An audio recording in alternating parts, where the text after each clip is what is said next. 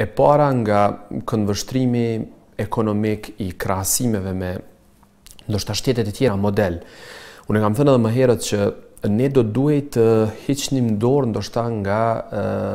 paralelet, analogjit me shtetet shumë zhvilluara, që edhe në kuptimin territorial, edhe në kuptimin demografik, dallojnë shumë prej neve. Nuk mund të krahasohet pra Kosova me një vend i cili është 10 herë më i madh se ajo,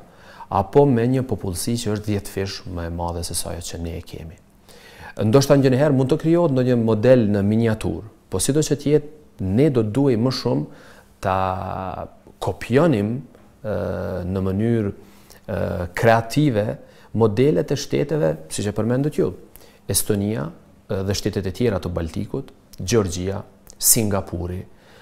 pra shtete që parafërsisht kanë madhësinë tonë dhe parafërsisht popullsinë tonë, pra nëse e shohim me njësi të sipërfaqes apo me numra. Dhe në këtë drejtim, dhe duke ditur pastaj karakteristikat që i ka rinia jonë, që është pra shumë adaptueshme në IT, që flet shumë rrjedhshëm gjuhë të huaja, që nuk duhet domosdoshmërisht të kalohet nëpër një sistem konvencional të edukimit. Nuk duhet të kesh patjetër një diplom për të qenë pra i punësuar në një kompani të IT-s, dhe këto kanë qenë përparësitë që edhe neve disi na kanë orientuar për ta ridimensionuar edhe qëndrimin ndaj këtij sektori. Dhe natyrisht që nuk mundet gjithçka të bëhet vetëm me një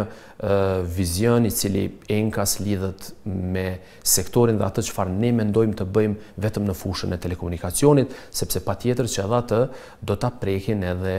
fushat e tjera. Dhe atë që e thatë ju në këtë rast, pra po flasim për pjesën e politikave fiskale. Në këtë drejtim, pra edhe në programin qeveritar, janë bërë lehtësira fiskale, po ashtu edhe për eksportimin e këtyre shërbimeve janë bërë lehtësira fiskale. Pra është një sektor të cilin e kemi veçuar prej të tjerëve. Në anën tjetër, ne për brenda programeve tona kemi miratuar strategjinë kombëtare për IT-n, kemi përgatitur terenin për të pasur një inkubator të biznesit pra në objektet e MTI-s në Bërnicë, dhe kemi bërë koncept dokumentin për themelimin e një fondi inovativ, pra për fushën e teknologjisë e informacionit, që do të punoj kryesisht në 3 drejtime: me ndërmarrjet ekzistuese, me ndërmarrjet e reja, pra startup-ët, dhe me ndërmarrjet që janë të orientuara tek eksporti. Ideja jonë ka qenë që ta kemi një fond që do të jetë një model i partneritetit publiko-privat me një menaxher të fondit, i cili kryesisht pra do ta shënjestroj spektrin atë që quhet pra mesi i munguar, pra i granteve dhe investimeve prej 20.000 deri në 500.000 euro, të cilat do të kenë 2 kritere themelore. Atë të projektit investiv, që lidhet pra për pos outputeve të tjera me vendet e reja të punës të krijuara, dhe atë të komponentës së edukimit. Sepse në këtë fushë,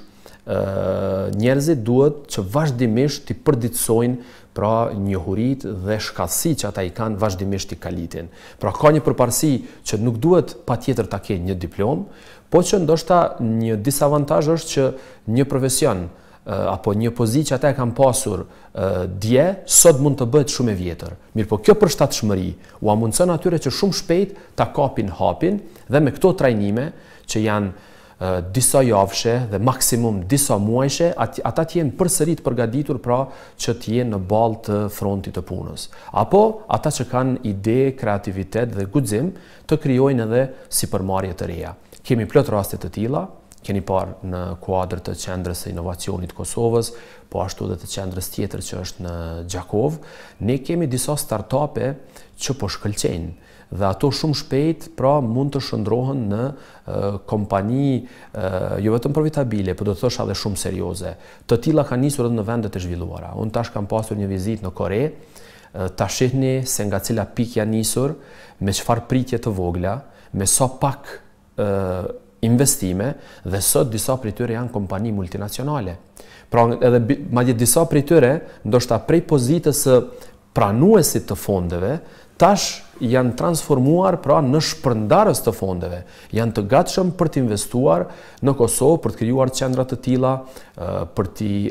ndihmuar apo për krahur financiarisht startupet të ndryshme, për të investuar tek to në stilin e të ashtu quajturve angel investors, dhe mendoj që ne këto modele duhet t'i kopjojmë dhe t'i transformojmë në pastaj rrëfime të suksesshme edhe për bizneset tona që tash po operojnë shumë suksesshëm edhe në vendin tonë, ja që edhe po eksportojnë shumë prej shërbimeve të tyre jashtë.